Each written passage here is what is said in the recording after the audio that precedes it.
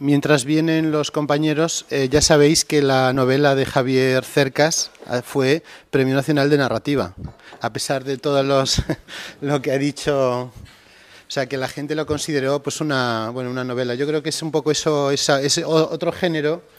Cuando decías, por ejemplo, que si no hay ficción no puede haber novela.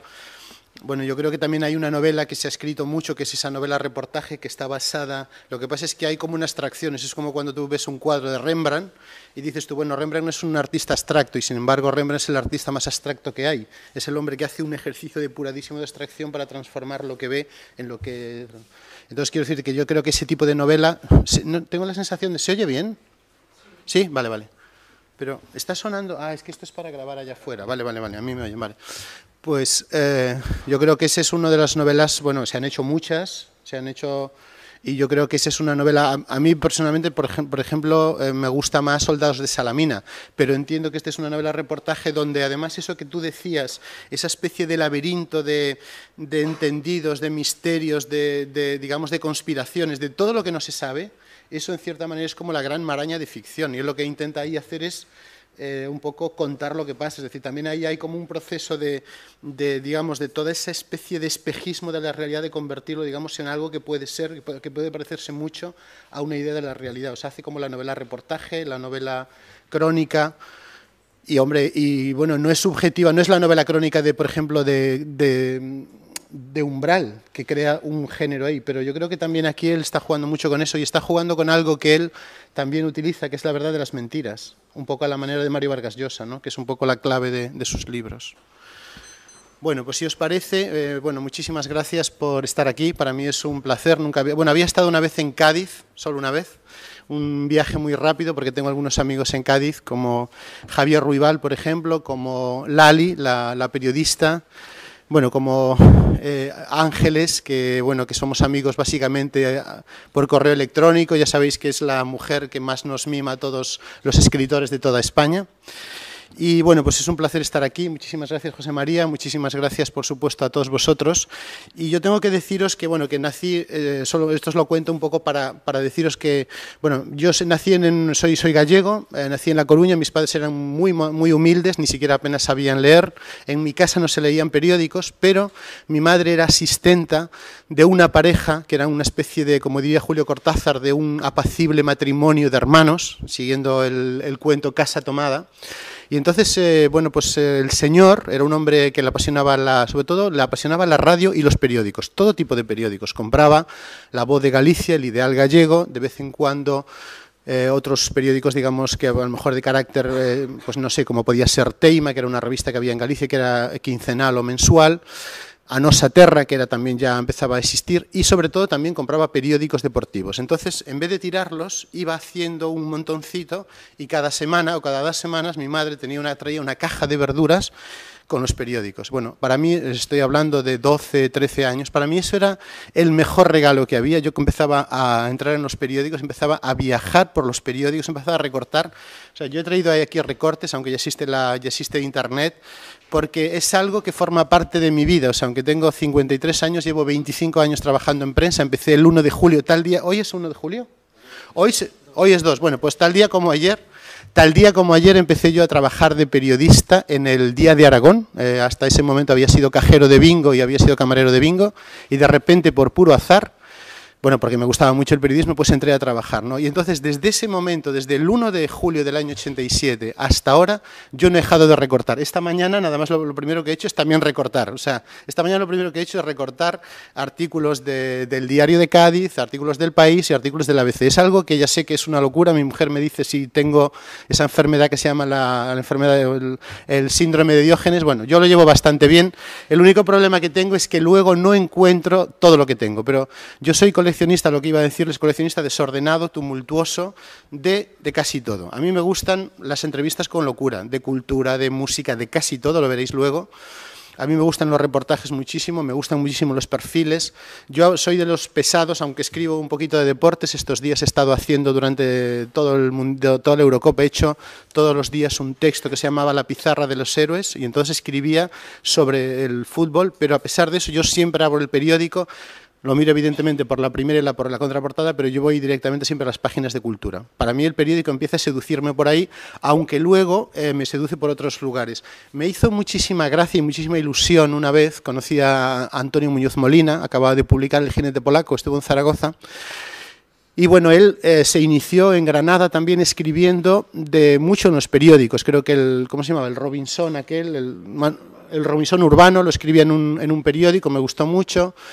Entonces me dijo, mira, el periódico para mí ha sido importantísimo, ha sido tan importante como el cielo, como mis padres o como mi primera novia. El cielo es como el periódico es como una casa, lo tiene todo, tiene el cuarto de baño, tiene la azotea, tiene la despensa, tiene el salón comedor, tiene las tuberías, las cañerías, tiene lo terrible, tiene lo sublime, lo tiene todo. Entonces, es decir, yo siempre he vivido el periódico, incluso siendo periodista, también un poco de esa manera, ¿no? El periódico, bueno, claro, cada uno tiene la relación que tiene con el periódico, pero a mí me gusta con locura por las imágenes, por el diseño, por los artículos. O sea, yo he aprendido, o sea, puedo decir, he escrito, no digo esto por presumir de nada, más de 25 libros. Bueno, pues yo creo que no hubiera escrito ninguno si no hubiera descubierto un día los periódicos.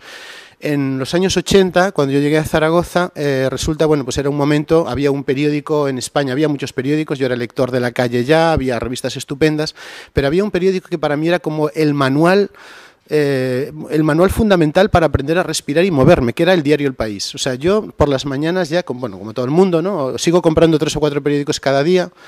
Me gustan los periódicos de papel, pero entonces, que tenía, en fin, era un chico modesto que trabajaba como os digo, de camarero de bingo y no tenía mucho dinero, pues El País yo encontraba todo, encontraba los reportajes excepcionales, escritos maravillosamente bien, como se han escrito muy pocas veces, de los corresponsales, por ejemplo, de Martín Prieto. El Martín Prieto de los años 80, ¿os acordáis? Eso era realmente reportaje y era una carga de literatura que recordaba los mejores textos de Juan Carlos Onetti. Bueno, Manuel Vicent, que os quiero leer ahora. Yo, sobre todo, decidí ser un poco periodista o pensé que ahí podía tener digamos, un poco mi destino, por decirlo así, cuando empecé a leer también a Manuel Vicent. Manuel Vicent publicaba en los años 80, yo creo que sería entre el 82 y el 83, más o menos, no me acuerdo la fecha, una sección que aparecía los lunes, que era una doble página, no estaba encarada, empezaba, me acuerdo perfectamente, empezaba en página impar y tenías que pasar a la página siguiente, o sea, una cosa que no es normal en periodismo, porque ya sabéis que generalmente cuando hay un reportaje largo, etcétera, se va siempre encarado. Pues no, aquí empezaba en página impar y pasabas al otro lado. Bueno, era un reportaje, una serie, él ha hecho series maravillosas que a mí me han conmovido muchísimo, pero sobre todo esta que se llamaba Inventario de Otoño, donde entrevistaba a los grandes personajes, era una entrevista en estilo indirecto a los grandes personajes de la cultura española. Ahí apareció Gabriel Celaya, que nosotros lo habíamos oído ya pues en la voz de Paco Ibáñez, también habíamos leído unas cosas. Apareció, por ejemplo, Pedro Laín Entralgo, apareció Pedro Sainz Rodríguez, apareció el director durante muchísimos años de ABC, Luis Calvo, apareció Maruja Mayo, la mujer que mejor maldecía de Madrid, que se había llevado por primera vez al río a Miguel Hernández. Apareció Rafael Alberti. Bueno, apareció recordando a su hermana muerta el poeta Juan Gil Albert. Entonces contaba aquellas historias y claro, tenías la sensación de que hacía una recreación literaria tan deslumbrante que yo decía, Dios mío, si se puede uno escribir en los periódicos así, yo quiero ser periodista. Luego el periodismo es muchas más cosas que eso, es decir, no solo es un retrato no es solo un retrato literario, no solo es, porque bueno, había una cosa muy bonita, se mezclaba, por una parte, una cosa que a mí me interesa mucho, el retrato psicológico, mezclaba la entrevista y mezclaba el contexto histórico. Cada vez que tú leías un personaje, Maruja Mayo, por ejemplo, que se acaba de publicar ahora, una biografía estupenda en Circe que os recomiendo. Claro, cada vez que tú leías eso, primero te encontrabas con un personaje muy poco conocido. Te encontrabas con un personaje marginado. Pensad, por ejemplo, que casi nadie sabía, casi nadie se acordaba todavía, o no se sabía demasiado, que Maruja Mayo había sido 5 años la novia de un señor de aquí de Cádiz que se llamaba Rafael Alberti. En sus memorias, Maruja Mayo desaparece. Pocos sabían que Maruja Mayo había sido una de las primeras, bueno, la primera, no novia exactamente, pero la mujer que cuando Miguel Hernández había tenido ese problema amoroso sexual con su Josefina, hija de guardia civil, que no quería acostarse con él, ella se lo coge en las afueras de Madrid y le dice, ven que te voy a enseñar lo que es esto. Luego una mujer que era una pionera del surrealismo en España, una mujer que tenía una pintura muy interesante, muy en la línea del surrealismo surrealistas franceses, una mujer, o sea, realmente una mujer cañón, y además era la tipa tan disparatada que era capaz de entrar a una boda dando una vuelta con la bicicleta mientras estaban casando, o una primera comunión. Es decir, todo ese mundo, ahí veías todo. Luego es una mujer que se va a Argentina, es una mujer que, bueno, que hace su obra allí, que es acusada de plagio, vuelve a España, y una de las cosas que hacía, según la leyenda, a todo esto lo están contando en un taxi, está transcurriendo la entrevista y la recreación en un taxi, se iba al Café Gijón con aquel abrigo de bisón y por debajo iba en pelota picada. Y además es la mujer que, bueno, pues que viene aquí, o sea, conoce a Andy Warhol y se hace una foto con Andy Warhol. Bueno, todo este mundo, es decir, os digo, no todo el periodismo es así, pero de repente veis, es decir, que el periodismo tiene tiene esas cargas de profundidad enorme. Hace muy poquito, y vamos a empezar a leer eso, es un poquito largo, pero también quiero leeros este texto porque es un elogio de los periódicos, es un elogio de la escritura, es un elogio de la percepción y de la narratividad, el artículo que publicó hace unos días en Babelia Manuel Vicent sobre Azorín. Ahora Azorín, bueno, no se habla mucho de Azorín, durante unos años era materia, digamos, de las asignaturas de lengua, pero ver el retrato, ver esa pasión que tenía por los periódicos, ver la escritura, incluso ver ese proceso de conversión del anarquismo al conservadurismo es muy interesante. Y lo que es muy interesante es ver cómo un escritor se ha aprendido todo de este personaje, se ha leído muchas cosas y ha sido capaz de hacer como un gran ejercicio de abstracción y contar una historia tan redonda y tan bonita como esta. A ver si lo encuentro aquí, que lo he traído, ¿eh? Sí, aquí lo tengo. Bueno, yo voy a necesitar lectores porque quiero que leamos cosas. Para mí la lectura es muy... Yo creo mucho en la lectura en voz alta, en el valor de las palabras, creo mucho en esta comunicación. Yo vivo con mi familia, desde luego, y con mi suegra, y todas las mañanas leemos durante 20 minutos, media hora, todos los días. Leemos todos los días microcuentos, poemas, leemos entrevistas, a lo mejor de La Vanguardia, si de repente me gusta una entrevista, pues se la leo, por una razón, porque... No sé, porque a mí me parece que eso, a mí me hubiera encantado hacerlo de niño con mis padres, ¿no? Pero nunca hemos tenido esa paciencia. Y entonces para mí, o sea, tengo la sensación de que hay cosas, o sea, que tienen una magia especial, y tienen una magia especial para ella y para mí. Y cuando está mi madre y mi suegra, pues ya no os podéis imaginar. Eso para mí ya es un festín, porque yo les leo a las dos. Entonces es muy curiosa. Mientras mi suegra es una mujer absolutamente sensible, maravillosa, entiende todo esto, mi madre dice...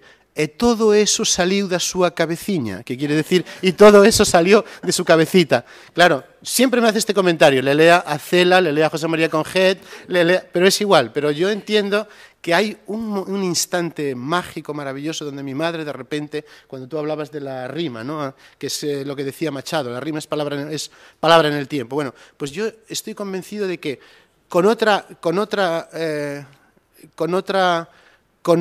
no sé lo que he dicho mal la frase, José María. Sí, no es la rima, es la poesía.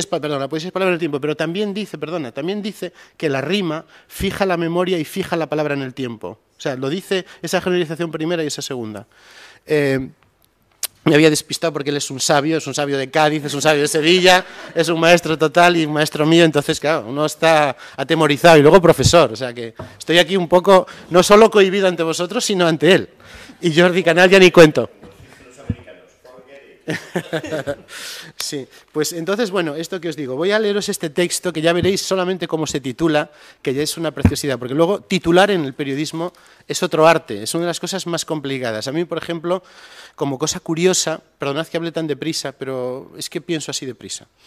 Pero a mí me encanta, por ejemplo, escribir un artículo. Anoche, después de ganar España, tuve que escribir un artículo entre las 10:30 y las 11:30, ¿no? El problema era cómo lo titulaba. Me costaba más el título que el artículo. Entonces eso me pasa todo el rato. Yo a veces le digo a mi jefe de redacción, si lo tienes claro, por favor, titúlalo tú, porque yo me vuelvo loco. Y sobre todo, cuando hay que hacer esos titulares que concentran la información, que dan el máximo de información con el mínimo de palabras, etcétera, bueno, eso para mí ya es imposible. Yo para eso soy un cero a la izquierda. Sin embargo, Manuel Vicent es bastante bueno y dice: Azorín, paraguas rojo, paraguas negro. Voy a leer más despacio, no os preocupéis. Y tiene un subtítulo que dice: el joven periodista, provocador y anarquista, el escritor que dio nombre a la generación del 98 y se inventó Castilla como género literario, acabó siendo un personaje gélido, sobrio y discreto que disolvió su vida en un latente franquismo. Es un pelín largo el texto, pero voy a intentar leeroslo con claridad. Y dice así, puedes buscarlo un momentito, mira, es que te he desordenado, es este. Manuel Vicena, Azorín, Paraguas Negro. Lo encontrarás. Bueno, dice así. Sobre todo, por si no pon Azorín y enseña las imágenes de Azorín. Solo con eso vale.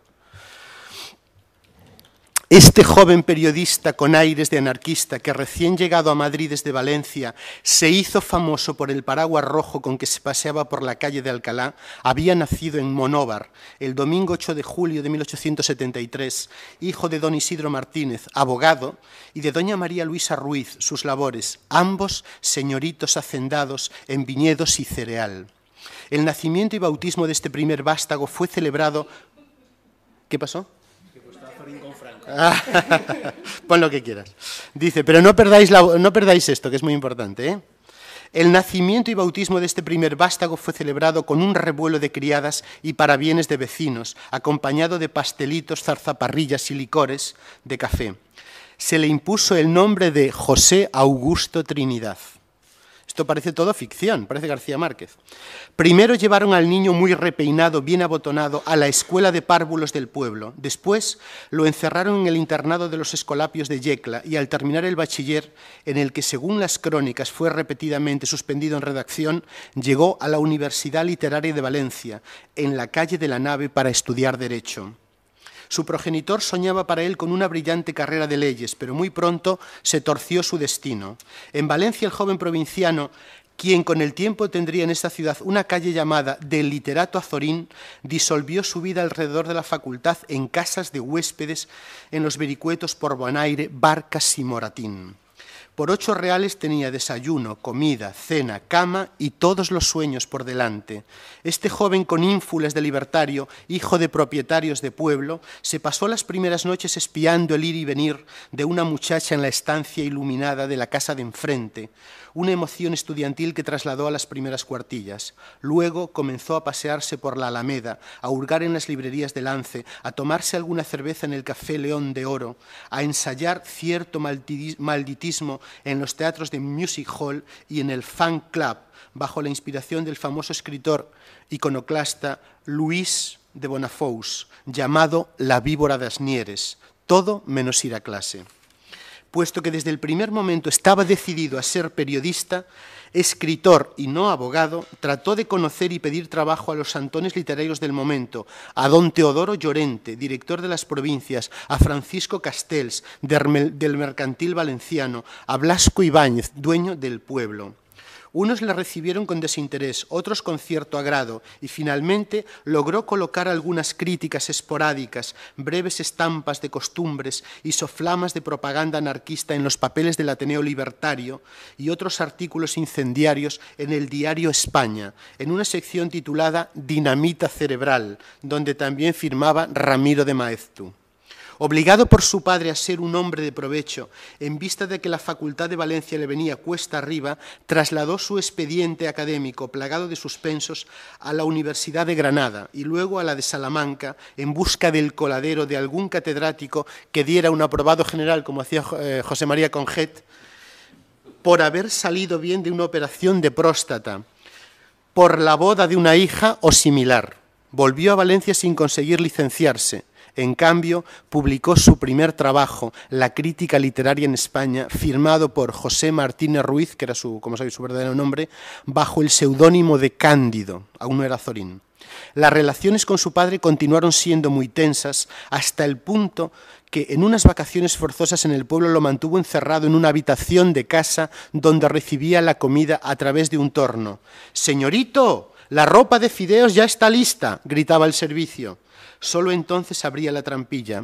Este joven redentor no cruzaba la palabra con nadie. Durante su estado de misantropía solo se comunicaba por señas con las criadas a la hora de recibir el sustento diario.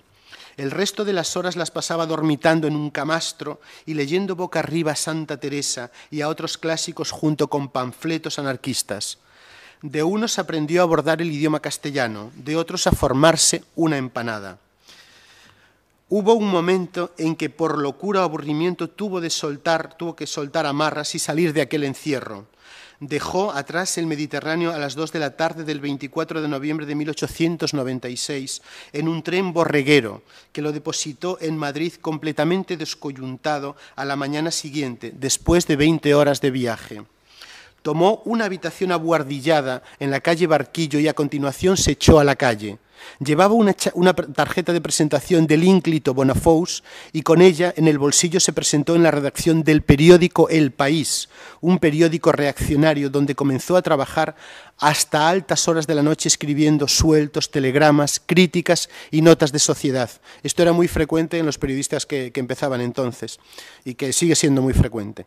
Antes de ser expulsado de la redacción por unos artículos contra la sagrada institución de la familia, la propiedad y el orden establecido, había merecido un elogio de Clarín en uno de sus paliques. No sé quién es ese tal José Martínez Ruiz que escribe artículos de costumbres en El País, pero quien quiera que sea, se trata de una de las mejores esperanzas en la literatura satírica. Este elogio le abrió las puertas del Imparcial, el diario referente del momento. Le esperaban días de gloria con su firma prácticamente en todos los periódicos de la época. Había escrito La voluntad en 1902, una novela de iniciación y otros relatos autobiográficos de infancia y juventud, pero su genio de escritor se hacía patente en estampas y relatos de viajes, por ejemplo, en La ruta de Don Quijote, publicado por entregas sobre la marcha en el ABC de 1905. Esto también era muy frecuente, los periódicos, los textos, las novelas, los libros por entregas, ¿no? A partir de ese momento, Azorín empezó a crearse un estilo propio en el que cada palabra era una taracea con la que labraba la pieza como en madera de ébano. Cronista parlamentario, enviaba al frente de Francia en la Gran Guerra. Cronista parlamentario, enviado al frente de Francia en la Gran Guerra, crítico literario, sutil cazador de silencios de zaguanes castellanos, del aroma de baúles olvidados llenos de legajos, de crujidos de tarimas de caserones antiguos, de botijos sobre las mesas de azulejos en el patio de fondas del comercio, de ventas perdidas camino de pueblos enjabelgados, de voces evanescentes de criadas de hidalgos que se oyen en la duermevela. En el diario El Sol, donde escribían bajo la sombra de Ortega todos los grandes, Azorín dio nombre a la generación del 98 y se inventó Castilla como género literario.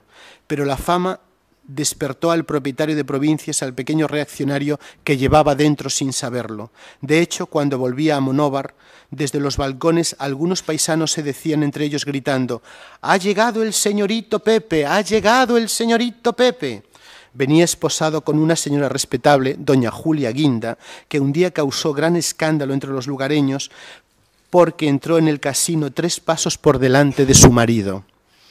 Si Azorín se paseaba al principio con un paraguas rojo para provocar a los burgueses y a los escritores famosos apoltronados en los cafés de la calle Alcalá, todo el misterio de su biografía consiste en saber por qué aquel paraguas rojo abierto se fue convirtiendo a lo largo de los años en un paraguas negro cerrado. El anarquista que quería destruir el orden constituido acabó siendo subsecretario de Instrucción Pública de Antonio Maura y 6 veces diputado conservador.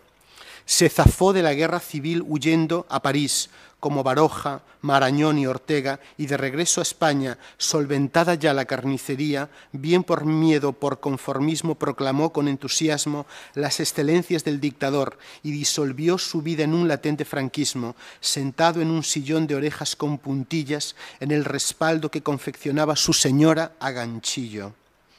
Paseos solitarios por Madrid, lecturas recónditas, escritos miniando el idioma castellano con adjetivos llenos de un temblor rítmico, envasado. Este personaje gélido, sobrio, discreto, con los huesos de perfil, al final iba de su casa a la calle Zorrilla, a la Academia de la Lengua, luego una vuelta por el Prado, un pastelito a la hora del café, un cine a media tarde y sopa de menudillos para la cena. Aquel anarquista acabó recortado así por la línea de puntos. Lo veías pasar y él mismo parecía su propio paraguas negro cerrado. Bueno, a mí, no sé qué os ha parecido a vosotros, me parece un texto espectacular que incluso tiene, siguiendo al personaje, primero tiene una destilación literaria estupenda, esas imágenes que él hace, pero luego también hay como a veces como una especie de imitación del propio estilo de Azorín, ¿no? Y también, de alguna manera, este texto explica, primero, como habéis visto, este personaje que tiene los periódicos, explica también una cierta España. ¿Qué pasa con el franquismo, con esa especie de personajes rebeldes que inventan esa España descontenta, esa España tremenda? No es que la inventen, estaba ahí, ¿no? La generación del 98, pero a mí me parece que es uno de los textos, bueno, para mí es muy importante. Hay muchos, o sea, es decir, seguramente os podía haber elegido uno más moderno, pero me parecía, ya que estamos hablando de lecturas, de periódicos, me parecía muy importante traeros este personaje que, como os digo, para mí es fundamental sobre todo Manuel Vicén, evidentemente, pero luego yo creo que también ahí queda esa pulsión que sintieron durante muchísimo tiempo los escritores del XIX, los escritores del siglo XX, la relación tan permanente que han tenido con los periódicos, que ha sido fundamental. González Ruano, Paco Umbral, Josefina Carabias, un montón de escritores que han estado ahí. Ahora uno que ha sido muy rescatado con una fuerza enorme, ha sido rescatado con una fuerza enorme, como Manuel Chávez Nogales, que era un periodista maravilloso, pero además era un gran escritor, un hombre que es capaz de hacer un libro que no sé si es ficción, pero lo parece, como la biografía de Belmonte, pero a la vez es capaz de escribir novelas estupendas y hacer unas crónicas de sus viajes a Rusia, etcétera, espectaculares.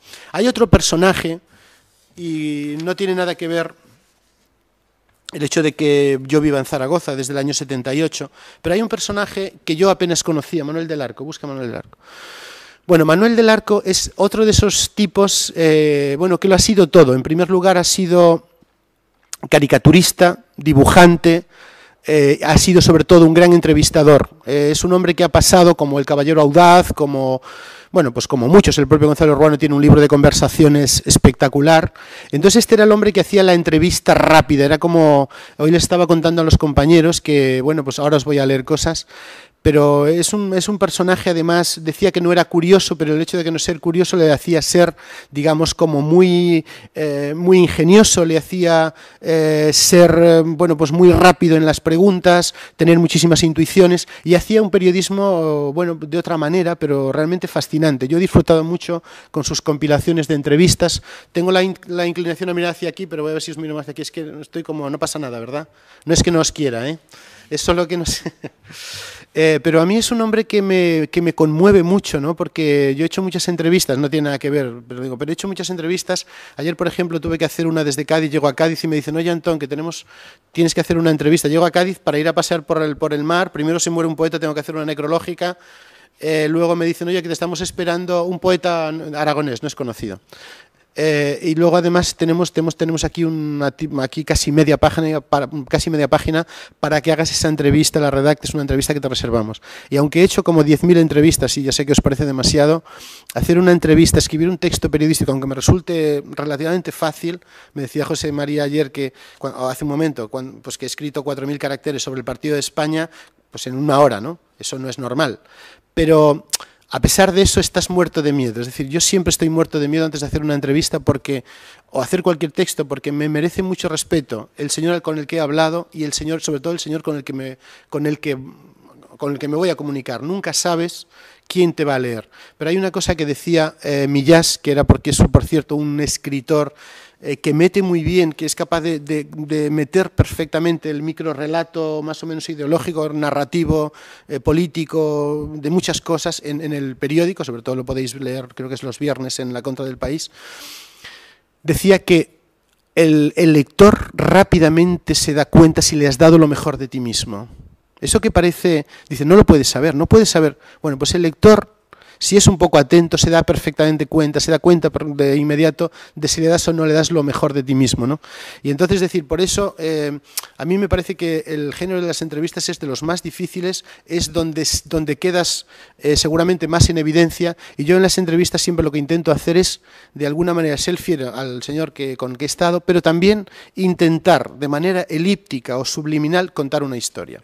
Y eso era lo que, en breve, de manera casi con celeridad, hacía Manuel del Arco. Os voy a leer este texto. Manuel del Arco nació, como decía, en Zaragoza en 1909, Y entonces, con ese motivo, en el Heraldo de Aragón se publicó este texto, que os lo voy a leer porque también explica muy bien cómo era el periodismo en los años antes de la Guerra Civil y sobre todo en la posguerra. Él trabajó en periódicos madrileños, trabajó fugazmente en el Heraldo de Aragón, trabajó en Telexpress, luego, bueno, toda su carrera a partir del año 41 la hizo en Barcelona, fue guionista de televisión, un hombre muy curioso, no hizo muchísimas cosas, escribió muchísimos libros, hizo reportajes de viajes por el mundo y era un personaje tal. Y luego, sobre todo, una cosa muy importante, hacía unas caricaturas de su entrevista que se publicaban el mismo día que se leía la entrevista. Y os avanzo una cosa para que veáis qué tipo es. O sea, por ejemplo, hay un día que tiene que entrevistar a la actriz mexicana, creo que de las más difíciles del mundo, que era María Félix. Entonces estaban esperando para que mandase su entrevista y para que le hiciese su caricatura. Y entonces, bueno, pues resulta que María Félix se retrasaba el vuelo, eran las 11, eran las 12, era la 1, María Félix no llegaba y de repente María Félix llega a un hotel de Barcelona y le dice que le tiene que hacer una entrevista. Bueno, María Félix, imaginaros que después de ese viaje lo que más ilusión le hace es esa entrevista, ¿no? Bueno, al final se la concede y, bueno, el periódico salió al día siguiente con la entrevista con María Félix, además yo la he leído, y con la caricatura. Es un texto que dice así. Pero bueno, yo quiero lectores que os he traído textos. Luego hablaremos de Robert Crumb, quiero que hablemos también de Marilyn Monroe, de José Hierro. Vamos a hablar de muchas cosas para que veáis lo que se puede encontrar en un periódico, que se pueden encontrar muchas cosas. Entonces el periódico para mí es una embajada al conocimiento, una embajada al placer, una embajada al viaje, o como decíamos, también un pasaporte al sueño. Manuel del Arco, el caricaturista que conversó con todos. Dice así: Manuel del Arco, el hombre que convirtió la entrevista en una auténtica obra maestra, cumpliría hoy un siglo. Durante 30 años dialogó con personajes de actualidad, famosos, conocidos o sorprendentes, y les sacaba lo mejor de sí mismo. El periodista Manuel Aznar, con quien coincidió en La Vanguardia, dijo que Manuel del Arco era rudo en sus modos, pero señalado de genialidad y de sutileza, y agregó que nunca iba más allá de lo que aconseja la cautela bien calculada. Del Arco poseía un tino especial en la elección del entrevistado y en la dignidad del diálogo. Tenía claro quién era y qué pretendía. Decía: soy tímido y vivo de la audacia, no tengo curiosidad y vivo de preguntar, preguntar y preguntar. Precisó: un periodista es un señor que sirve a los demás, que vive para los demás, que piensa en los demás. Yo no sirvo al personaje, sino al lector. Mi columna ha querido ser un barómetro de la temperatura del país, sin añadir un grado más ni menos. Esos diálogos breves y vertiginosos que redactaba Manuel del Arco, nacido en Zaragoza en 1909 y muerto en Barcelona en 1971. ¿Voy muy deprisa con la lectura? ¿Me seguís bien? Sí, ¿no? Vale. Esos diálogos breves y vertiginosos que redactaba Manuel del Arco iban acompañados de una pequeña caricatura, porque él en realidad empezó siendo caricaturista y deslumbró a personajes tan especiales como Ramón Acín, Ramón Gómez de la Serna o Manuel Bayo Marín. Empezó en las páginas de Heraldo de Aragón en 1929, es decir, cuando tenía 20 años, tras unos leves escarceos en publicaciones escolares en su primera juventud.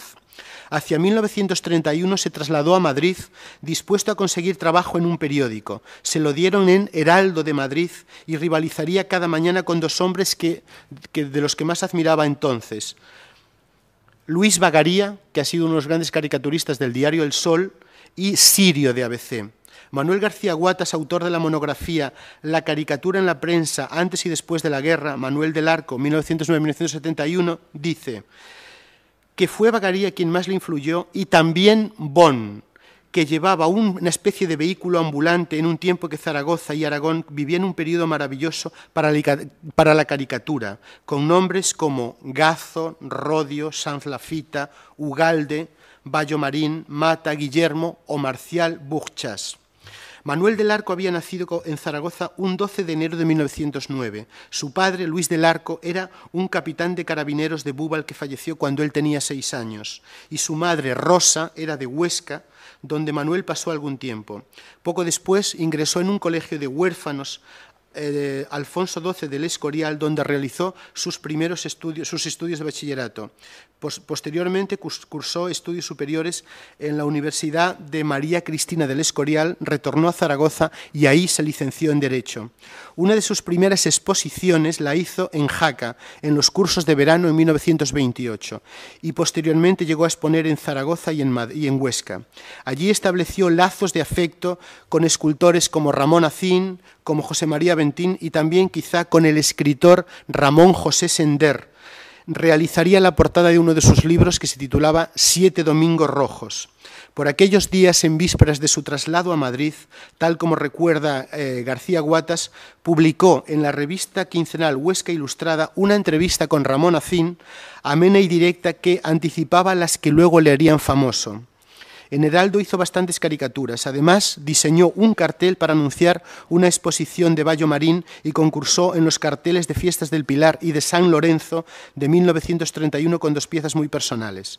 Ya en Madrid y antes del 36, así tituló uno de sus mejores libros de caricaturas y pequeños textos. Manuel del Arco trabajaba en periódicos y revistas de todo tipo.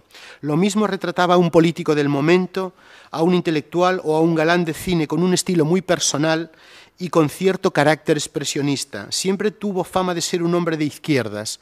Durante la Guerra Civil estuvo en Valencia, en intendencia. Concluida la contienda, fue depurado y se le prohibió trabajar en Madrid. Eso era muy frecuente, como sabéis, en esa época. Residió unos meses en Valencia y en 1941 decidió probar suerte en Barcelona y en distintos periódicos. Primero, trabajó en El Correo Catalán, donde firmó la sección Vis a Vis. Luego hizo la serie Usted dirá, y a La Vanguardia llegó en 1951 y allí popularizó una columna de conversaciones que se llamaba Mano a Mano. Manuel del Arco se convirtió en un periodista de referencia. Su propia hija Nora me contó que había establecido una especie de pacto con los conserjes de los hoteles, recuerda su biógrafo. Cuando llegaba alguien importante lo avisaban y él hacía la entrevista. Ella me decía que su padre apenas escribía a máquina, redactaba el diálogo a mano, con una caligrafía difícil y enrevesada, y se la leía al entrevistado y le pedía que le firmase el papel si estaba de acuerdo. Luego se lo daba a ella para que se lo pasase a máquina, y de ahí iba a la imprenta. Manuel del Arco entrevistó a medio mundo, a Pablo Neruda, a Rubinstein, a Kubala, a George Simenon, a Nixon, a Mina, a María Félix, a Dolores del Río, etcétera, etcétera, etcétera. Y además le daba tiempo para hacer una pequeña caricatura. Le hizo una entrevista de largometraje a Dalí en Pelota Picada, que dio lugar al libro Dalí al desnudo. Le ocurrió de todo. Un día iba a entrevistar a María Félix, esta se retrasó mucho, llegó la hora del cierre de cerrar la edición y del Arco siguió allí plantado en el hotel. Aunque era muy tarde y estaba muy cansada, le concedió la entrevista. Quizá por ello dijo una vez Manuel del Arco, y termino, la profesión de periodista es, después de la aviación, la más arriesgada. Cuando le concedieron a Santiago Lorén el segundo premio Planeta y le rindieron homenaje en Calatayud, que era su pueblo, un pueblo que está en Zaragoza, muy cerca de Madrid, o entre Zaragoza y Madrid, del Arco acudió allí para entrevistarlo y le arrancó esta confesión: me parece mejor puerta de entrada para la gloria la literatura que la medicina.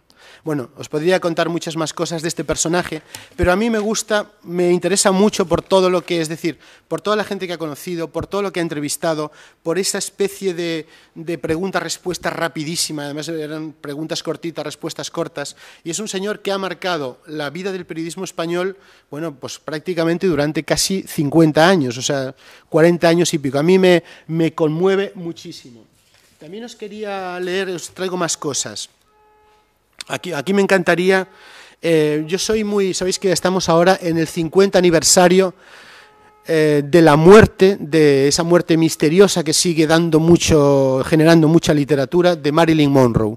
Bueno, Marilyn Monroe pasaba por la señora estupenda pero tonta del bote. Bueno, si busca un momentito, bueno, ahí os vais, hay de todo. Bueno, ha sido seguramente, yo creo que es la criatura más fotogénica que ha dado el cine. Es un ser que estaba entre la fragilidad, la belleza, los cambios de ánimo, pero sobre todo hay una cosa que a mí me conmueve muchísimo de ella. Yo soy muy fan, tengo un amigo que creo que ha venido por aquí muchas veces a los festivales de cine, que se llama Luis Alegre, que tenía en su casa, y no me pierdo, tenía en su casa un retrato donde estaban Humphrey Bogart, Lauren Bacall y Marilyn Monroe. Y yo le decía, esto estoy hablando precisamente cuando acababa de entrar en el periódico, digo, chico, a mí, yo soy de Jean Tierney, yo soy pues de muchas, pero no consigo, no me gusta esta mujer, no le encuentro nada.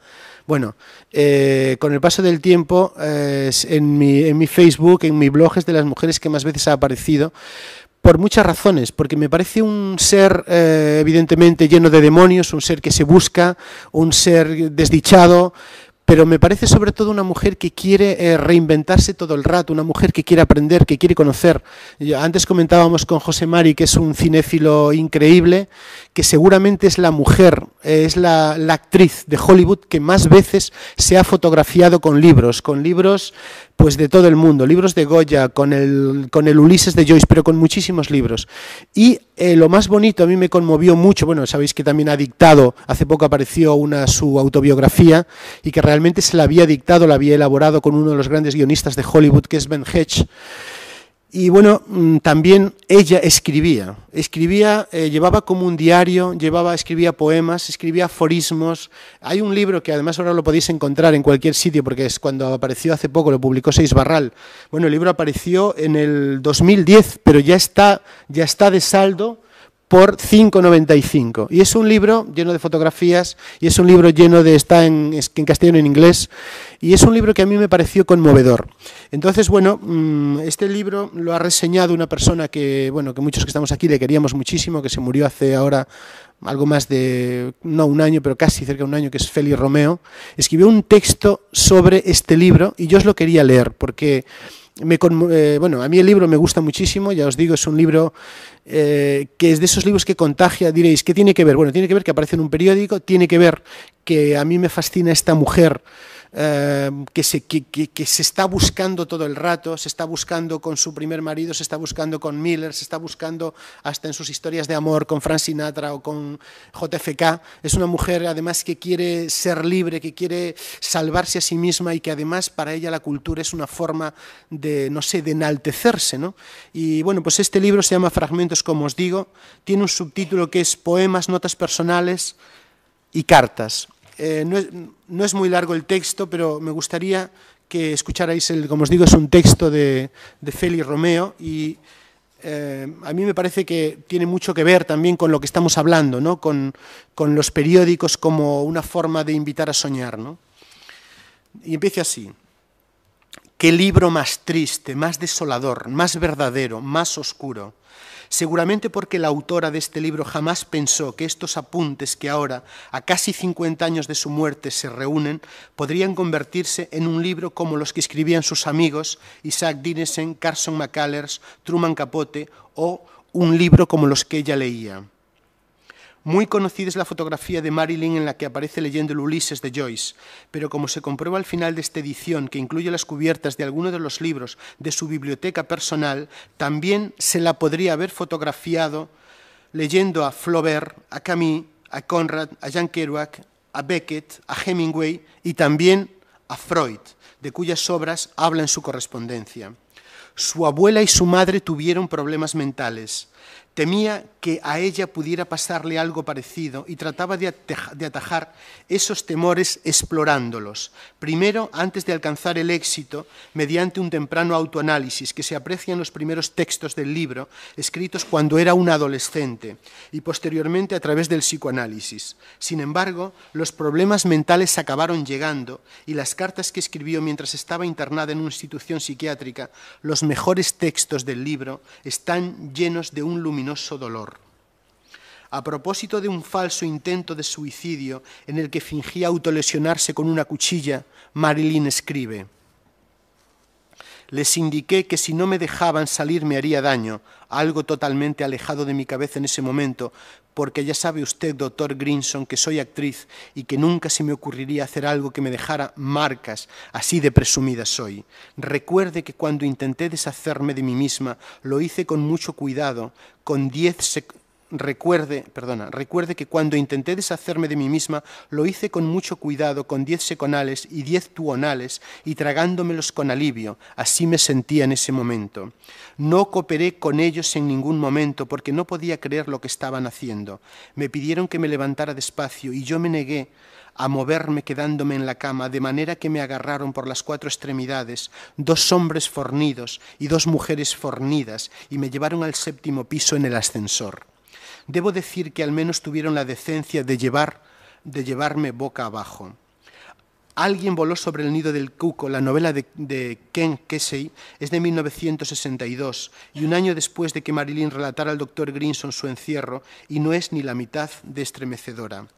Desgraciadamente, la mayoría de los textos no son tan largos y no están tan hilados. Son solo anotaciones ocasionales, realizadas en cuadernos, agendas telefónicas y hojas de hotel, y surgen como arrebatos, a menudo con una intencionalidad terapéutica.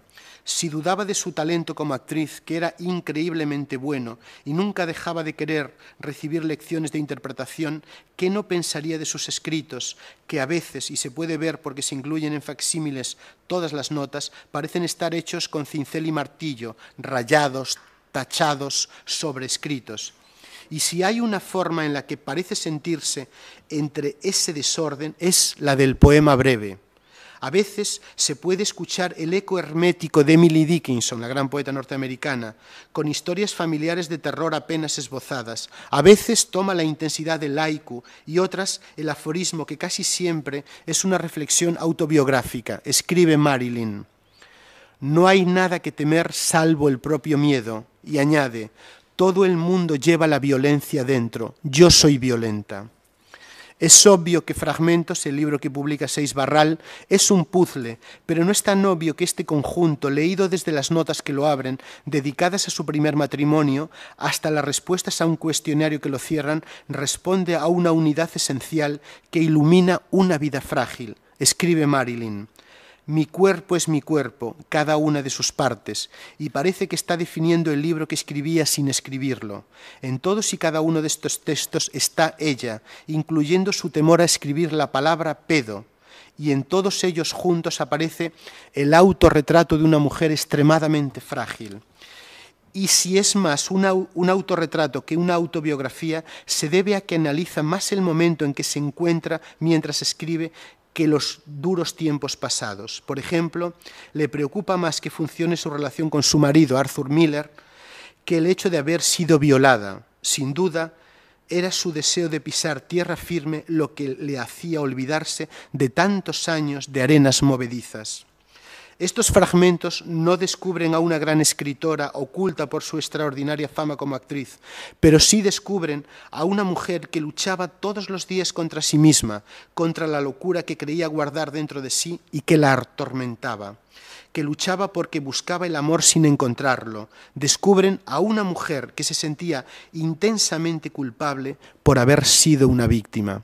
Bueno, a mí de este texto me gusta el texto, me gusta todo lo que se dice, me gusta el personaje y me gusta que aparezca en las páginas de un periódico. Y si es de un periódico, me da igual que sea el Diario de Cádiz, La Vanguardia, que sea el Diario de Sevilla, me da igual. Es decir, este tipo de cosas a mí me gustan mucho y creo que en ese sentido los periódicos tienen, no sé, está una capacidad de seducción, de embelesamiento. Creo que un periódico... Yo vi ayer 2 que no me gustaron mucho, que no encontré mucho que leer, pero siempre hay algo. Por ejemplo, uno de aquí contaba un crimen misterioso que ha sucedido estos días, creo que en un lugar de aquí de Cádiz, que me interesó mucho.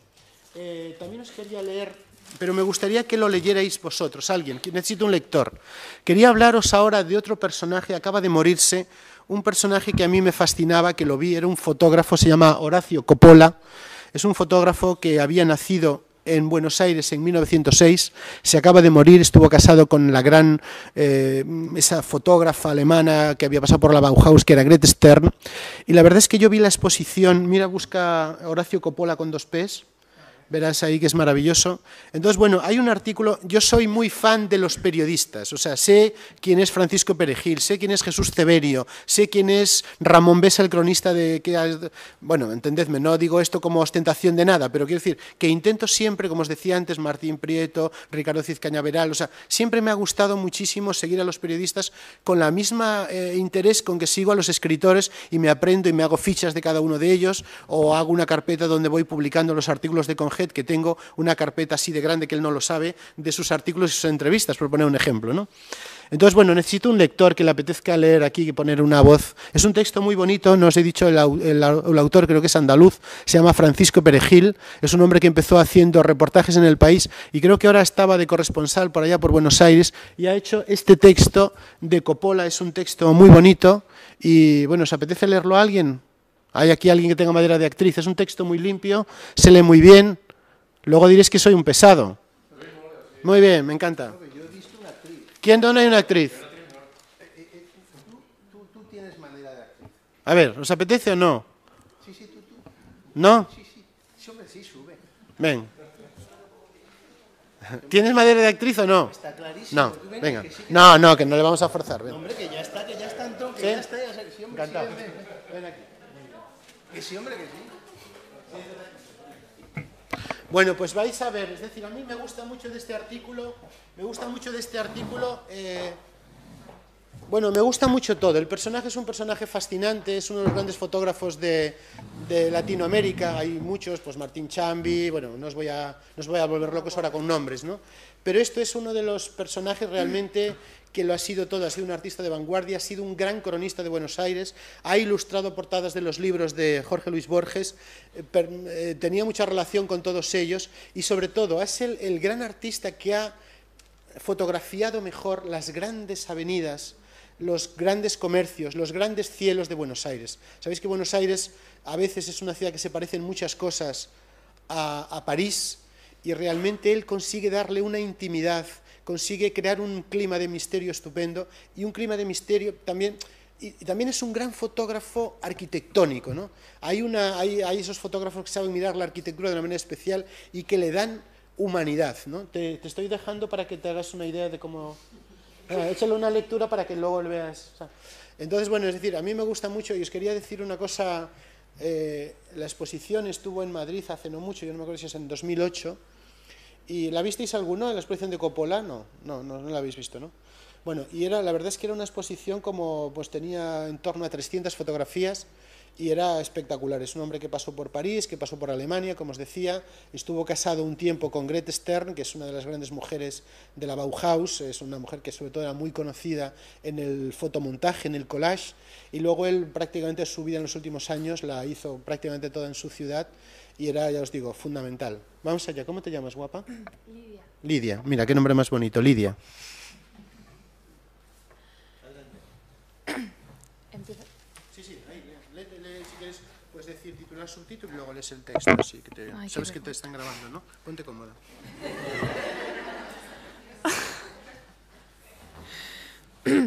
Bueno, si me equivoco. Sobre todo, voz fuerte, ya sabes. Limpia y bella como tú eres. Horacio Coppola, Los ojos del viejo, Buenos Aires. Captó con su fotografía el arte de las calles porteñas. Hay algo en Buenos Aires que uno capta, percibe, siente y huele, pero suele diluirse cuando se intenta describir. Es ese qué sé yo de las tardecitas, ¿viste? Pero también las mañanas y las noches porteñas, el contraste entre lo viejo y lo nuevo, el cinismo y el ansia de vida de su gente, el ajetreo y la parsimonia. Ayer murió a los 105 años Horacio Coppola, el hombre que supo retratar todo ello con una Leica. Fue el gran retratista de Buenos Aires, de los años 30, cuando era impensable concebir aquellas calles como objeto de arte.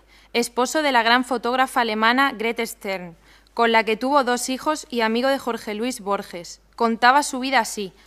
Nací el 31 de julio de 1906, en el dormitorio de mis padres, en el segundo piso de la casa construida en 1901, proyectada y dirigida por mi padre. Comencé mi vida como 10º miembro en el seno de una familia de adultos. Me ofrecieron una plural iniciación y paralelamente aprendí a caminar y a hablar, a escuchar música, a cultivar plantas y a cortar flores, a ser artesano en el más amplio y diverso manejo de instrumentos, incluida, a su tiempo, la cámara fotográfica, a criar y convivir con pájaros y la más variada clase de animales, a leer y escribir y manejar periódicos y libros y a conocer la existencia de idiomas, genovés, italiano, francés, en el marco del ejercicio del criollo, la mecánica, las artes, la ciencia, la literatura. Mi hogar, un mundo organizado, ya cumplido. En 1929, con 23 años, fundó el primer Cine Club de Buenos Aires. El cine es la base de mi formación autodidacta, escribió. El cine era un niño cuando yo era un pibe en apuros. Viajó a Europa, estudió en Alemania. Conoció a su primera esposa, Greta Stern. Rodó algunas películas. A principios de la década de los 60 se metió a fondo en las fotos en color y al morir en 2004 su esposa, Raquel Palomeque, se recluyó en su departamento y fue abandonando la fotografía. A través de su contacto con Stern, que había estudiado mucho más a tiempo que él en la Bauhaus, modernizó el diseño y la publicidad en la Argentina de los años 40. Comenta el fotógrafo argentino de 71 años Ricardo Sanguinetti. Después desarrolló una visión muy moderna en la Europa de los años 60. Hacía el barrido con la cámara, con el objetivo, encuadres muy subjetivos donde se le daba más importancia al diseño de la luz. Para la época en que lo hizo no era nada frecuente. Siempre me resultó un hombre muy agradable, muy sociable, muy formado, continúa Sanguinetti. En su casa de la periferia de Buenos Aires los libros llegaban casi hasta el techo. Allí se juntaba con Macedonio Fernández y con Borges. Pero esa generación de fotógrafos a la que él pertenecía fue rescatada de su olvido en los últimos 20 años. Hubo una época en la que se les conocía, pero no se había hecho un estudio serio de su obra, añade Sanguinetti. Cuando hace 2 años le preguntaron cómo veía la fotografía del futuro, Coppola contestó que más o menos como la de ahora, porque no requiere mucha técnica. Lo que importa es la cabeza y el ojo, precisó. Cuando era niño acompañaba a su padre por las noches a cerrar la puerta de la calle. Tras los visillos se quedaba observando el bar de enfrente. Mi aventura primera, mirar por las rendijas la perspectiva geométrica de mesitas, tacitas blancas, los perfiles de siluetas negras de espaldas y con sombreros. En el fondo, una ventana. En ella gesticulaba la vida su mágico claroscuro devenir. Ayer murió en su ciudad el gran retratista de Buenos Aires. ¿Viste? Hacía tiempo que ya no le sorprendía nada de sus calles y no tenía nada que fotografiar. Para el próximo artista que pretenda captar ese qué sé yo, dejó un consejo. A veces las cosas están ahí, otras hay que esperarlas, solo hay que saber mirar.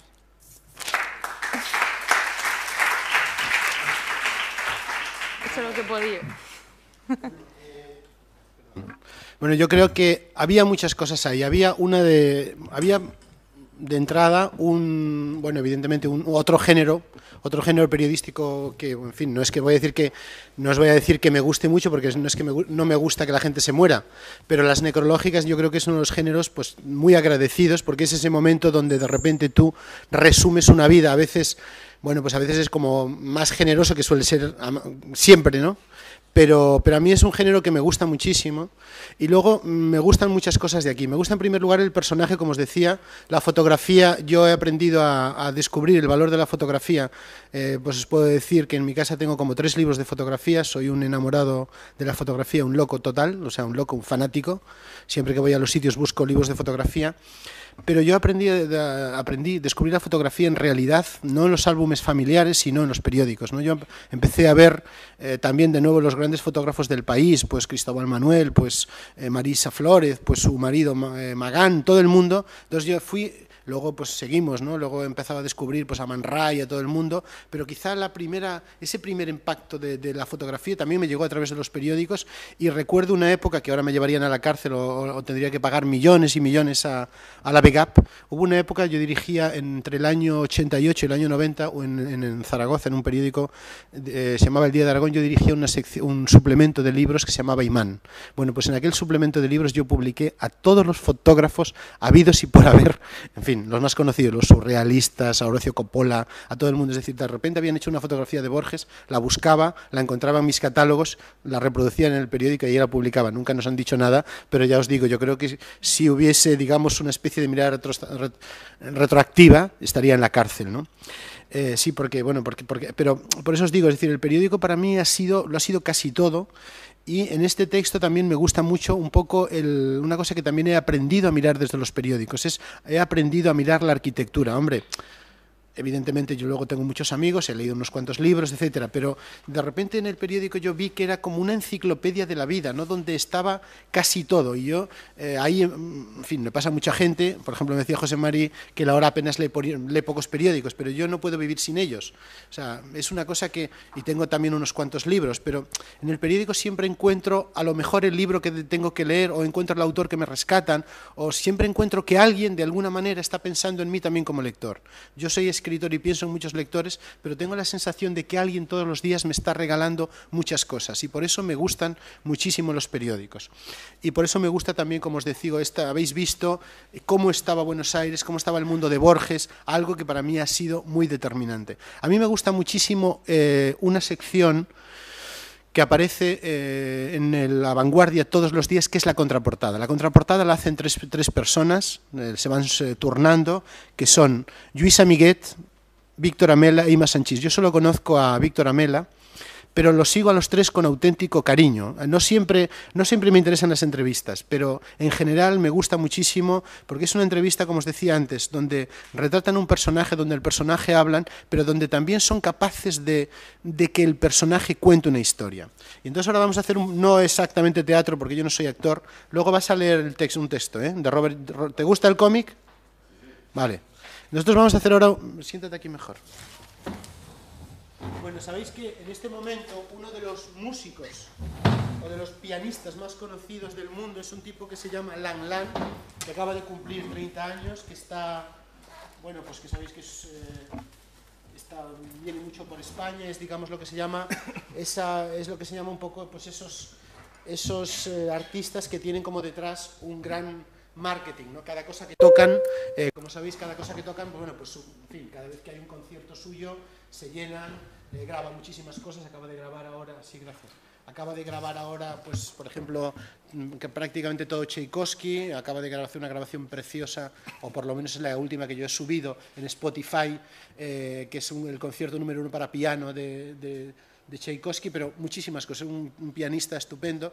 Y entonces, una de las entrevistas que a mí me ha gustado, porque yo siempre busco entrevistas que me conmuevan por algo, que me conmuevan porque el personaje me cuenta cosas, porque el personaje se retrata, porque el personaje habla de sus padres, que es un tema que siempre me gusta mucho ver, la relación que tienen los artistas con su familia, porque habla de sus amigos, o sencillamente porque habla de cómo entiende su oficio.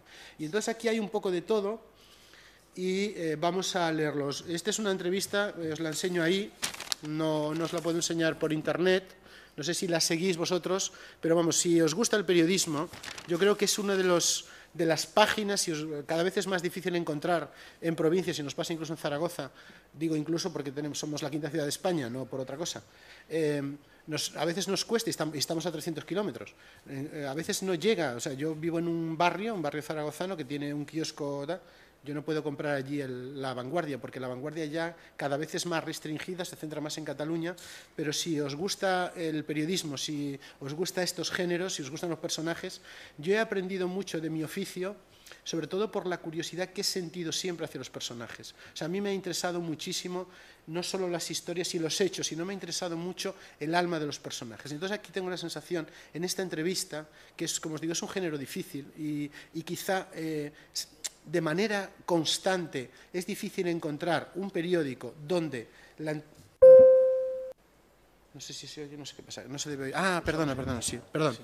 Es difícil encontrar un periódico donde la entrevista sistemáticamente esté tan lograda, alcance, por decirlo así, un poco enfáticamente, la perfección. Bueno, Lang Lang, os leo aquí los y ahora vamos a hacer el pequeño teatro, ¿no? Dice, Lang Lang, pianista universal, 1 de cada 2 humanos le oyó tocar en los Juegos de Pekín. Dice él, este es un autorretrato que hace él, porque en todas las entrevistas hay un pequeño autorretrato, dice, tengo casi 30 años que pasan cada vez más deprisa, porque aún crezco con mi trabajo y todo me parece nuevo. La revolución cultural frustró la carrera musical de mis padres, que se volcaron en la mía. Presido la Fundación Montblanc. El exceso de televisión mata la voluntad. Bueno, y hay siempre una especie de retrato que hace el periodista, el entrevistador, que es esto que veis aquí, porque luego las entrevistas tienen su diseño, tienen sus llamadas de atención, tienen un poco... Bueno, aquí es como un retrato, una especie de, como por decirlo así, sería, como decía Cela, inventario de material sobrante. Y entonces en este inventario de material sobrante se llama 1, con un número, 1, y dice lo siguiente. La ley de los Beatles, Ericsson 2006, constata que la excelencia en una disciplina requiere 10.000 horas de práctica y mejor antes de cumplir los 20 como los de Liverpool. A los 10 años, Lang Lang ya había practicado más. Otra explicación de su genio es que nuestra sociedad de masas solo es capaz de reconocer al número 1 en cualquier campo. Y si el futbolista es Messi, perdón, Cristiano Ronaldo, si el futbolista es Messi, el pianista hoy es Lang Lang, porque es excepcional, pero además sabe usar el marketing para convertirse en el pianista planetario, el 1. Y en esta era de la reproducción ilimitada del 1, ¿por qué molestarse en escuchar al 2? Añade, pero Joaquín Achúcarro es insuperable interpretando a Isaac Albéniz. Y ahora vamos a leer la entrevista. El periodista, yo soy por un momento Lang Lang. ¿Te parece mal, José María?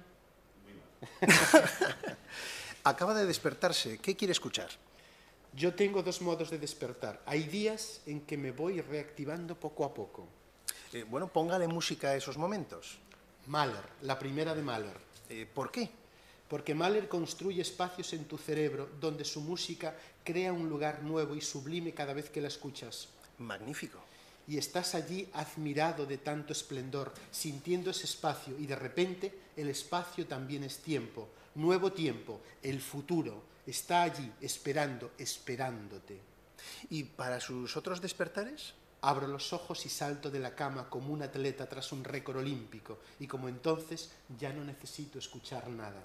Se pone a trabajar. ¿Qué pieza elige hoy para estirar los dedos? Hoy, Chopin, los estudios, optimismo y exigencia para empezar. Bien, supongamos que ya lleva horas de trabajo intenso. ¿Con qué se relaja? Salgo a pasear, sol y aire libre, aunque si llueve también es estupendo. Y tal vez me lleve los auriculares para escuchar hip hop. Suelo ponerme jazz o nada. ¿Prefiere pasear solo? También es relajante charlar. ¿Con quién? ¿Con su novia? Mejor con mi madre. Hablar de todo y de nada.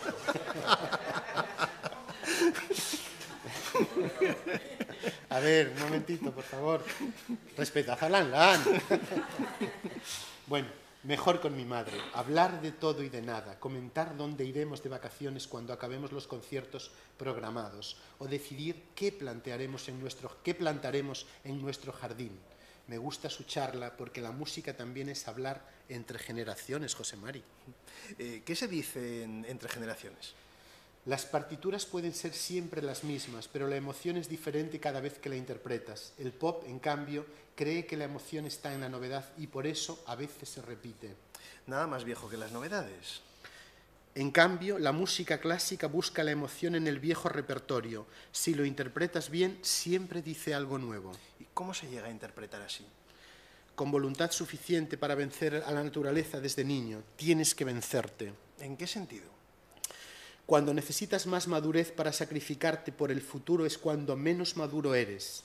A los 4 o 5 años, cuando debes empezar a tocar, eres un niño que vive solo en el presente y a quien le cuesta centrarse y una hora le parece una eternidad.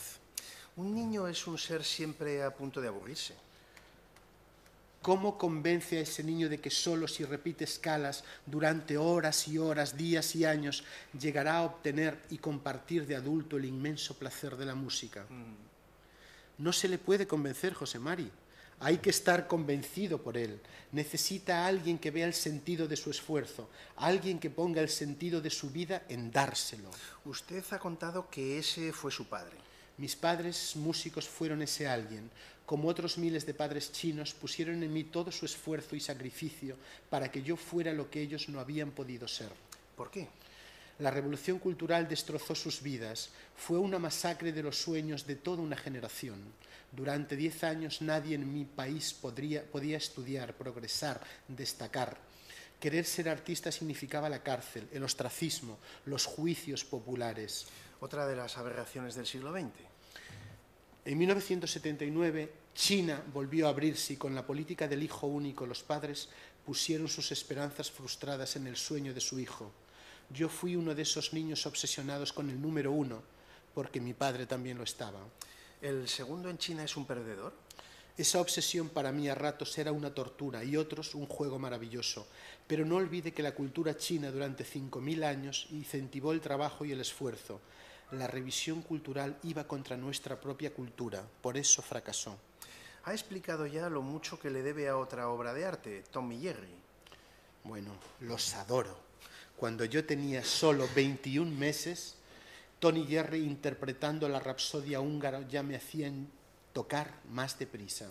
Usted llegó a romper los pedales en un berrinche infantil.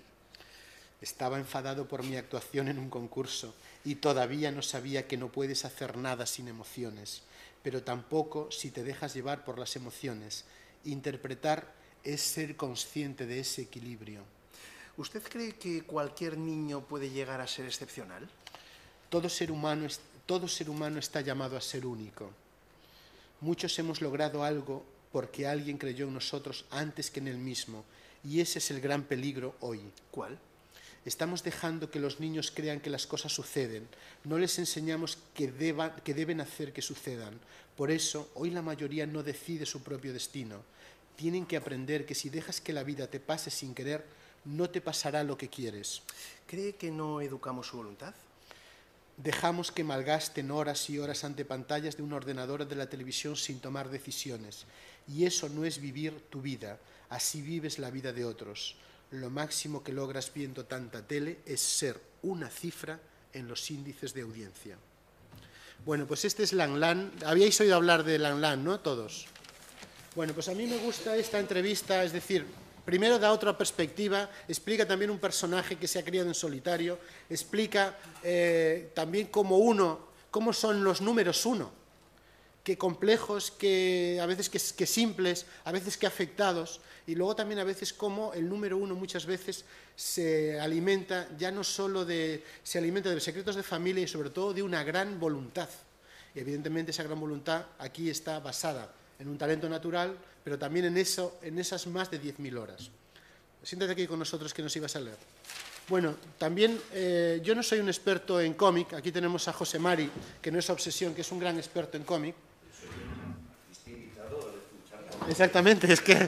Exactamente, bueno, pero, no, ponte allí si quieres, ponte allí si te apetece. Bueno, pero a mí me gustan mucho una cosa, bromas aparte, me interesan muchísimo los corresponsales, me gustan mucho, siempre me ha interesado mucho, yo sé muy pocos idiomas, hablo gallego y portugués, hablo muy mal inglés, pero soy un loco de los idiomas, soy un enamorado de los traductores y soy un enamorado de los corresponsales extranjeros. Mi sueño, ojalá me oyera un director de periódico, sería ser corresponsal en el extranjero.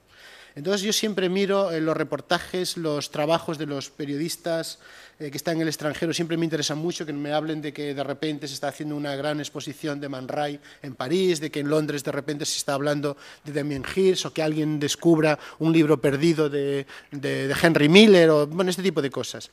Bueno, sabéis que en los últimos tiempos está muy de moda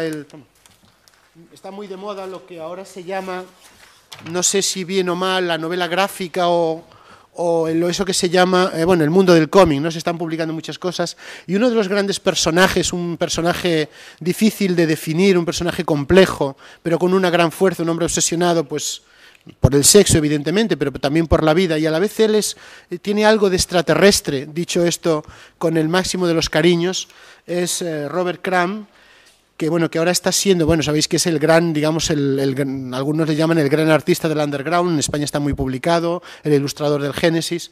Bueno, pues ahora se está haciendo una gran exposición en Francia, en París, y bueno, hace poco uno del corresponsal de La Vanguardia, no tengo nada con La Vanguardia, no, pero he buscado temas muy diferentes, aquí os hemos hablado del mundo, del país, de todos los periódicos, pues publicar esta información que va a leer José, nuestro invitado, y bueno, es un texto, a ver, es una información que incluye también, digamos, testimonios del propio Crumb, de la hija de Crumb, y que nos acerca a un personaje, digamos, de otra esfera, pero un personaje que, bueno, pues que a mí me interesa muchísimo, y es un personaje que yo lo he descubierto, más que en las librerías, también lo he descubierto en los periódicos. Es decir, a mí, a partir de esto que os digo, a partir de ver sus entrevistas, de ver sus cosas, sus reproducciones, también he ido luego a buscarlo en las librerías. Quiero decir que, de alguna manera, lo que os decía antes, o sea, esa especie de, digamos, la primera puerta condenada que yo encontré, hay muchas, pero una de las primeras que encuentro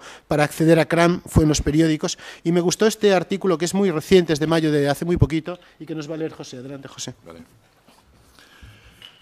Robert Crumb vive en Francia desde 1991, pero no habla ni una palabra de francés. Tampoco lo hablaría si lo hablara, ironiza su mujer desde hace 40 años, Aline, coautora de 250 historietas, La cabellera púrpura y muy de armas tomar. Crumb es de todo menos locuaz. Frágil, aparenta 10 años más que sus 68, contempla desde un rincón la muy respetuosa comitiva de periodistas y críticos de arte ante sus viejos dibujos que a él, confiesa, nunca le han interesado lo más mínimo. El Museo de Arte Moderno de París presenta estos días Crumb, del underground al Génesis, hasta el 19 de agosto, y su director, Fabrice Ergot, evoca Bruegel ante una cubierta de Zap Comics.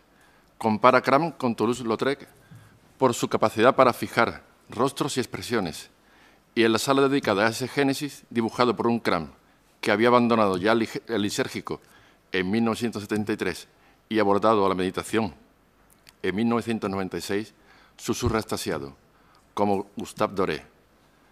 La muestra, con más de 700 dibujos de Crumb, es cronológica. Parte de Crumb antes de Crumb y luego visita su obra posterior, Underground. La revista actual introdujo su mundo en Europa, Snatch Comic. Crumb expresa sus obsesiones sexuales y es atacado por padres, asociaciones y el naciente movimiento feminista. Las decenas de sus subhéroes nacidos de su imaginación, su activismo contra la América de Reagan o Bush padre, los 28 números de Weredo. Majaras, pone aquí entre paréntesis. Falta el Crumb pionero de la autobiografía dibujada, sus fundas de discos y la música del pasado. Su legendaria cubierta para Janis Joplin la dibujó no por su música, sino por ella, y rechazó un encargo de los Rolling. No me interesaba su música y detestaba a Jagger. Las culturas populares, el Génesis y, en fin, los Crumb en Francia, que viven cerca de Nimes desde 1991. Como cabe la posibilidad de que el lector ignore que la historieta es el noveno arte y Crumb, su profeta alternativo, rememoramos la figura de Crumb junto al mismo Crumb. Nació en Filadelfia, en una familia neurótica, católica estricta. Con mi hermano mayor, Charlie, nos refugiamos en la historieta. Leíamos, digeríamos, reproducíamos. Robert, que aún ignora que su cerebro aloja a otra familia, más loca, Mr. Natural, Snoid, ex Eckley, Schumann, The Human, descubre en solitario el fanzine, historieta de aficionado, y se autoedita. En 1968, instalado en San Francisco, crea Zap Comics, revista de cuando la historieta no era considerada un arte y éramos felices. De la noche a la mañana se convierte en referencia contracultural y desde 1970 también europea. Actual traduce sus planchas. Detalle: cuando su arte se destapa corre el año 1968 del hombre unidimensional, de Marcuse. El LSD, las insurrecciones de París y Berkeley, la música psicodélica, etc. Célebre a los 25 años, puede entregarse de lleno a las 3 ocupaciones que guiarán su vida: el sexo, su práctica, su obsesión, la música, pero solo la norteamericana de los años 20 y la popular de Latinoamérica, del tango a la cumbia, y en tercer lugar, el arte, porque no procura emociones tan inmediatas, tan profundas ni sensuales. Claro que con la misma seriedad asegura que su equilibrio depende del dibujo. Mientras dibujo, la vida tiene cierto sentido. Mi vida se ha construido en torno al dibujo y su familia lectiva. De hecho, si comenzó a dibujar con su hermano, más tarde lo hizo con Aline. Ella se había roto una pierna y se aburría. Se lo propuse casi como una terapia. Y ambos incorporaron más tarde primero personaje y luego artista a su hija Sophie. Sophie, el lazo con Francia. Se ha casado con un albañil local y nos dio nietos. Me hace feliz tener una familia provenzal. Y además, en nuestro pequeño pueblo hay una panadería con buen pan y un carnicero que vende sus embutidos, buenas chuletas. En ningún pueblo norteamericano se vive así de bien. Vale.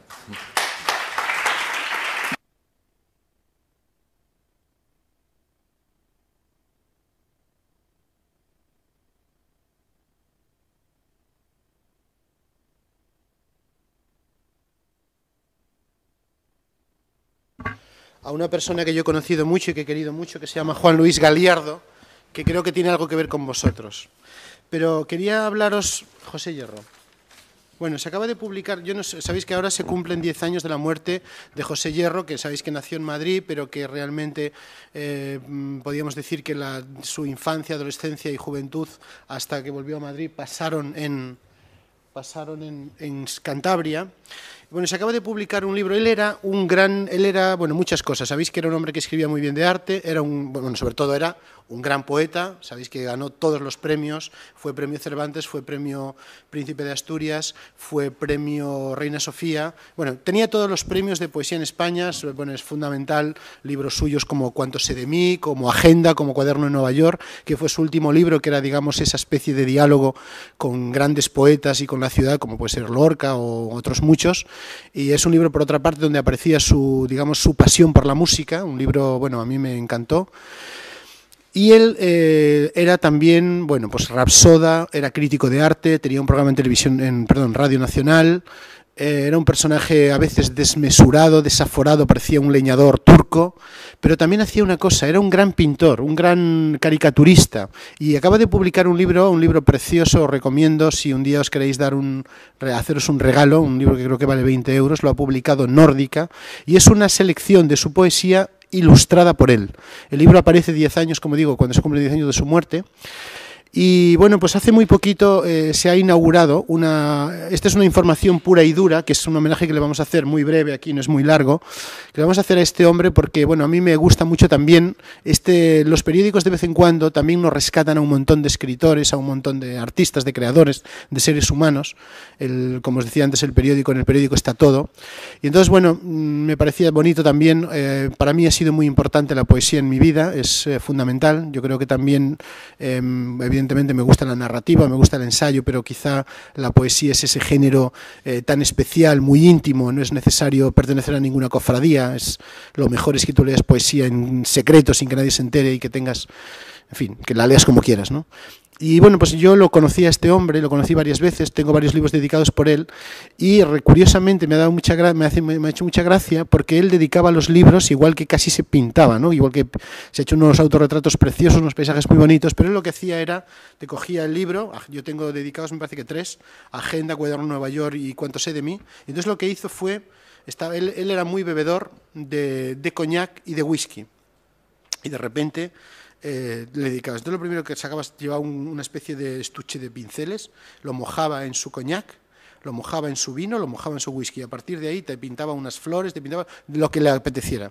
Bueno, y yo os voy a leer este texto de homenaje también a la poesía, de homenaje a la pintura, un homenaje, si queréis, elíptico.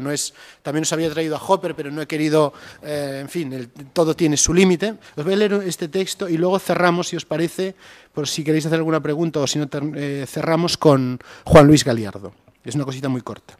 Y dice así: la pasión oculta de José Hierro por la línea y el color, una exposición recoge una selección de dibujos en distintos formatos que el poeta realizó como regalos y dedicatorias. Y dice así: hay gente que se sorprende, pero era incapaz de dedicar un libro sin hacer un dibujo, recuerda Marian, hija del poeta José Hierro, sobre una de las pasiones de su padre.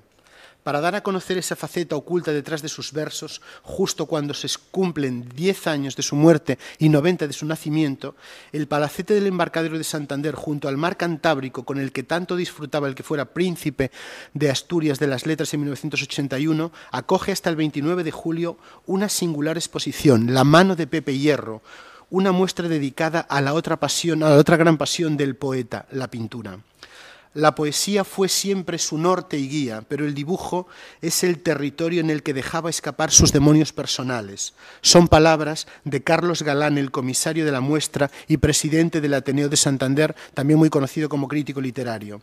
En el acto de inauguración que se celebró ayer, repasó una amistad con el autor de Con las piedras, con el viento, que comenzó en el año 62, cuando ambos se conocieron en los cursos de la Universidad Internacional Menéndez Pelayo, organizadora también de este homenaje. Le era más sencillo inventar un dibujo que una frase ingeniosa para hacer una dedicatoria, explica el responsable de la muestra.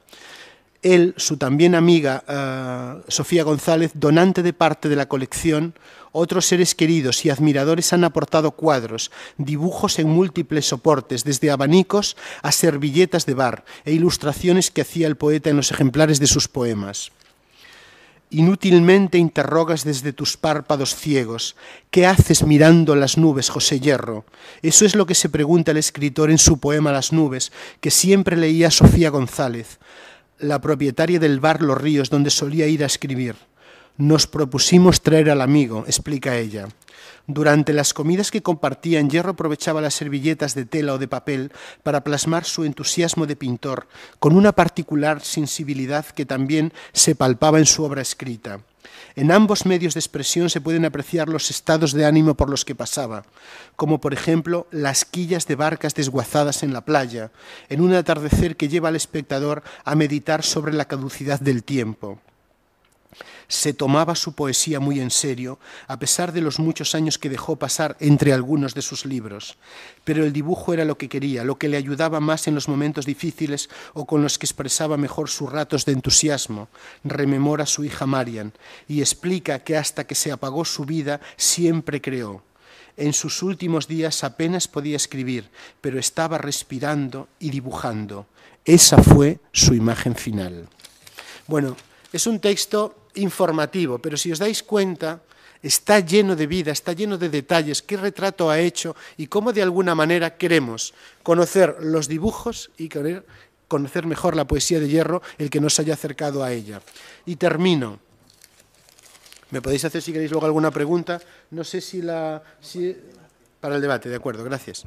Bueno, pues como muchos que estáis aquí, yo he conocido varias veces a Juan Luis Galiardo, cuando vino a Zaragoza a representar el Avaro. Bueno, pues creo que hubo un momento que me llamaba tantas veces que creo que tenía en mi móvil como 15 llamadas perdidas de Juan Luis Galiardo, porque era así de obsesivo, ¿no? Y decía, oye, que no he salido lo suficiente para que venga la gente. Pero luego era un hombre, pues eso, entrañable, disparatado, era una especie de, bueno, no sé cómo deciros, de narrador de sí mismo, un hombre que tenía leyenda, que había sido, como sabéis, en fin, prisionero del juego, prisionero de las mujeres o apasionado de las mujeres, etc. Entonces este es un texto que yo le dediqué 2 días después de su muerte o 3 días en Zaragoza y dice así. Juan Luis Galiardo era un palabrista, un contador de historias, un enamorado del amor y sus mitos, un solitario atormentado que siempre pedía, quiéreme más, quiéreme más, quiéreme más. Llevaba en algún rincón de su memoria y de su cerebro un tesoro de nombres y de anécdotas. Había empezado siendo actor de teatro independiente, pasó al cine y se convirtió en un galán que hizo una doble carrera. Aquí, al lado de actrices como Carmen Sevilla, María Luisa San José o Sonia Bruno, y otra en México, donde salvó el pellejo de milagro una noche en que recitaba a Lorca. En televisión triunfó en Anillos de Oro, Turno de Oficio o La Regenta. Se cruzó con 2 almas complementarias que mezclaban la vida, la sátira y el humor, el guionista Rafael Azcona y el cineasta José Luis García Sánchez. Con ellos hizo una trilogía inolvidable y quizá excesiva, como era él. Galiardo, que había perdido a 2 mujeres y que había estado a punto de matar en la nieve a Charlton Heston en 1972, supo reinventarse en el cine, en la televisión y en el teatro, donde encarnó en su último montaje El avaro de Molière. Fue actor de García Berlanga, de Carlos Saura, de David Trueba, de Fernando Trueba, de Manuel Gutiérrez Aragón le hizo encarnar a Don Quijote y Fernando León de Aranoa le dio uno de sus mejores papeles en Familia. Le encantaba venir a Zaragoza, ya fuera al Paraninfo de la Universidad con su último estreno, a comer alcachofas, a Casa Hermógenes o al Teatro Principal, donde se sentía en casa y hablaba del teatro como si fuera un catedrático. Se sabía pura leyenda. La vida le dio latigazos insoportables y a la vez le dio pasión. Por ejemplo, solía decir que había coqueteado con Sofía Loren. Le dio pasión, lucidez, arrebato y un sentido del oficio que nadie le discute. Ha muerto un magnífico actor y un golfo que siempre miró de frente a la vida. Muchísimas gracias a todos.